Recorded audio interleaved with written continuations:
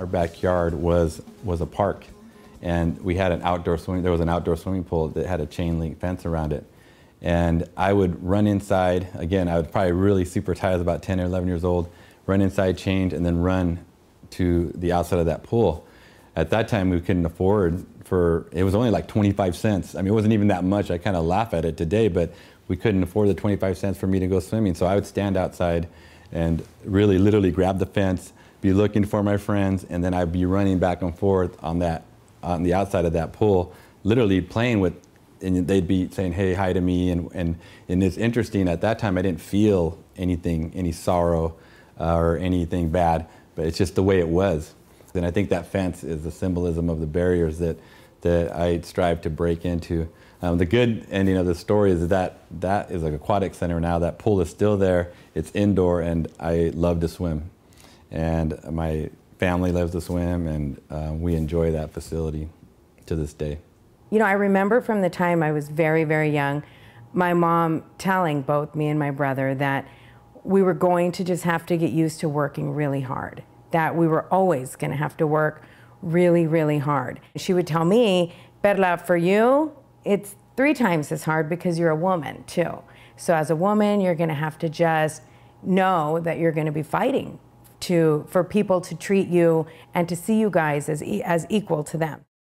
When I went to migrant ed, it was the one place that I really felt like I was with other kids like me. I called it like the easy crowd because all our names ended in easy. Like there was Chavez and Rodriguez and all those folks were there. And so it was wonderful because it was the one place where we all were similar in some ways, because growing up in Southern Oregon at that time, it was fairly white and somewhat conservative, or probably was conservative.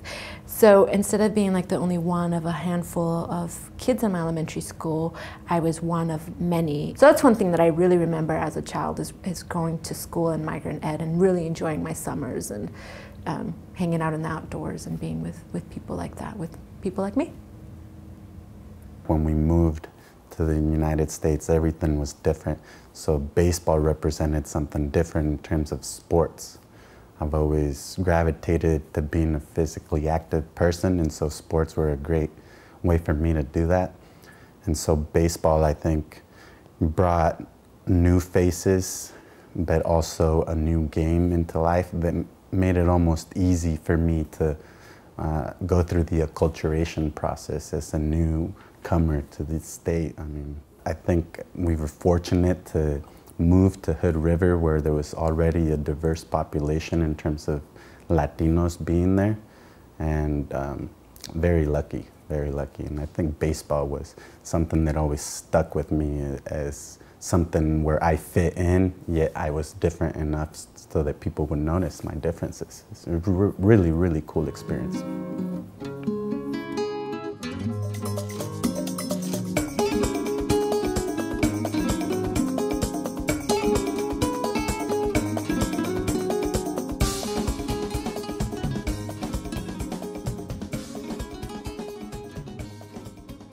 My parents were always about involving community. There was people that we were around. Did everyone's voice get heard? Before there was a decision that was to be made, there was a discussion, there was a dialogue, there was listening. And then there was a decision made, because the decision was about what's in the best interest of the whole group. So it's altruism, and it's also being inclusive. Those are 2 very valuable things that my parents taught me in leadership. We were on vacation and we were coming through this, I don't even remember where it was, this little town, and we had to go to the restroom. So Mom took me, my sister, and my brother, and you had to go through a bar. And so we went into the restroom, and as we were going in, I heard something. I was probably 5. I heard somebody say, oh, you can smell those Mexicans. As a little kid, you're thinking, well, what does that mean? What are they saying? And, you know, what is it? And so I remember that. And Mom, after that, I remember her getting in the car and being upset and talking to my dad. But from that experience, what she always taught us, even when we were very little, remember who you are. You are wonderful, you belong here, you have as much to give as anybody. So I think the most important value that I learned from my family is probably kindness. From a young age, my parents told me to help others. And I think just working really hard. Obviously my parents, we came from a really modest background, not a lot of money, so my parents worked really hard to be able to provide for our family. So they worked long hours in order for myself to be able to have some of the things that they didn't have. My leadership today is really defined by the women in my life. My great-grandmother, Doña Carmen, my grandmother, Doña Zoila, and my mother, Felicitas. They were strong Latina women, grounded in their faith, grounded in family, and grounded in community. And the lesson that they gave me was, you are not an individual. You are a collective. If you have a healthy community, you're going to be healthy. I remember growing up, and my mom still tells this story today, but my dad didn't want my mom to get a driver's license or get her citizenship. And that was because of, just fear of having to go through that system and not knowing how to navigate it. One day she came back and she had 2 pieces of paper in her hand, and in one of them was her driver's license, and she had taken citizenship classes, and she was just so proud and just didn't care what he thought.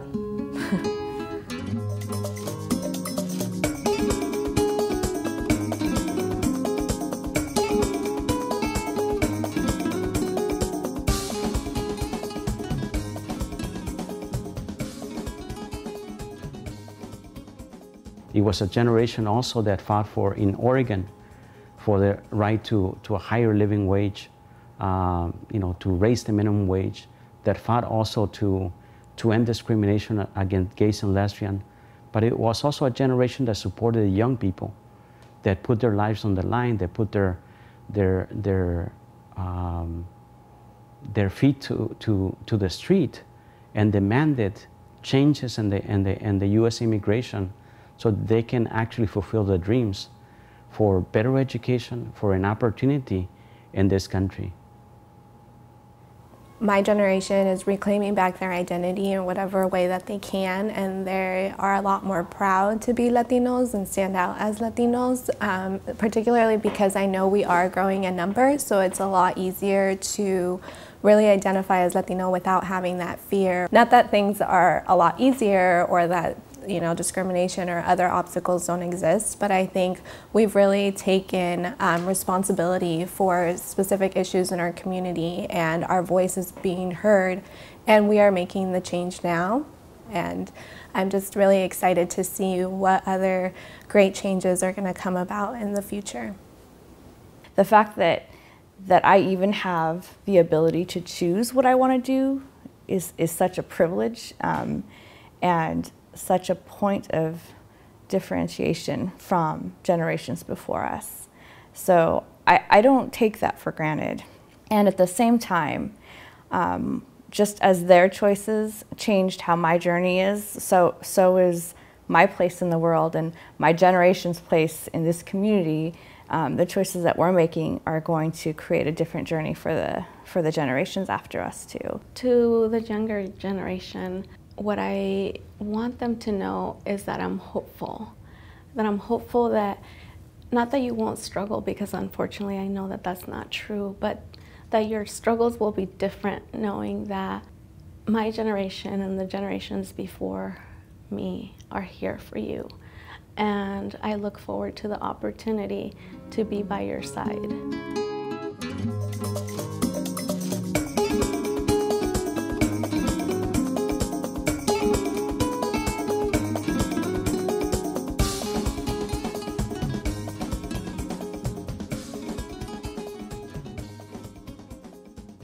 I would like for non-Latinos to know that we're just like them. We feel like them, we love like them, we have aspirations like them. At every level, we're humans, despite of our colors, of our accents, wherever we come from.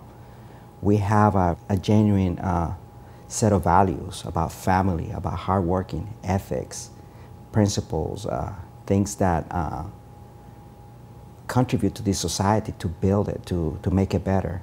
You know, we want to achieve the American dream like they did, that their grandparents did.